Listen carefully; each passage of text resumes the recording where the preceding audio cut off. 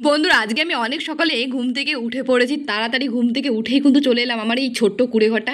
আর তার কারণ আজকে যে পয়লা বৈশাখ, বছরের প্রথম দিন, ঘরবাড়িগুলো একটু মুছে মাছে পরিষ্কার করতে হবে। আর বাড়িতেও কিন্তু আজকে অনেকে আসবে, তো কারা আসবে তোমাদেরকে বলছি পরে। তার আগে ঘরবাড়িগুলো একটু পরিষ্কার করে নিই। কালকেই আমি এই ইঁদুরের মাটিগুলো সব পরিষ্কার করে ঘরটাকে ঝাঁট দিয়ে একদম ধুইয়েছিলাম। দেখো আজকের মধ্যে এই ইঁদুরের মাটিগুলো একদম তুলে বাসনগুলোর মধ্যে ভরিয়ে তো রেখেছে।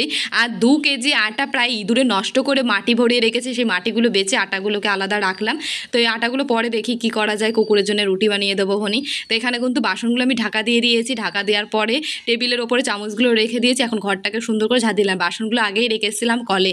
তো এখন আমি টেবিলের ওপরটাকে খুব সুন্দর করে হালকা সার্ফের জল দিয়ে মুছে নিচ্ছিলাম। চেয়ারগুলো আমি মুছে নিয়েছি, এসে পড়লাম রান্নার জায়গাটা পরিষ্কার করতে। তো তার কারণ সকালবেলা কিন্তু তাড়াতাড়ি করে সব পরিষ্কার করছি, আবার রান্না বসাতে হবে। তো আমি ঘর বারান্দা মুছতে মুছতে এর মধ্যে দেখি দিদি চলে এসেছে। তোমাদেরকে বললাম না আজকে অনেকে আসবে, আরও অনেকে আসবে। তো এখনও সবাই কিন্তু আসেনি। তা তাড়াতাড়ি করে কিন্তু আমি ঘর বারান্দা বাইরে সব মুছে নিয়ে তো সামনেটা জল ঢেলে দিলাম। এখানটা প্রচুর ধুলো হয়েছে। তো ঘর বারান্দা পরিষ্কার করা কমপ্লিট হয়ে গেছে। এখন আমি উঠোনটাকে ঝাঁট দিয়ে নেবো, বাসি উঠোনটা। তো বাসি উঠোনটা ঝাঁট দিয়ে নোংরাগুলো এক জায়গায় জড়ো করে নোংরাগুলো কিন্তু আমি ফেলে দিয়ে আসলাম তুলে।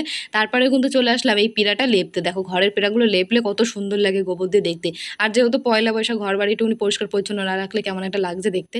তো স্নান দান করবো, তার আগে বাসনগুলোকে মেজে নিই। তো অনেকগুলো বাসন টাসন ছিল, বাসনগুলো মেজে রেখে আসবো ঘরে। তারপরে কিন্তু জামা কাপড়গুলো ধুয়ে দিয়ে মেলে দেবো।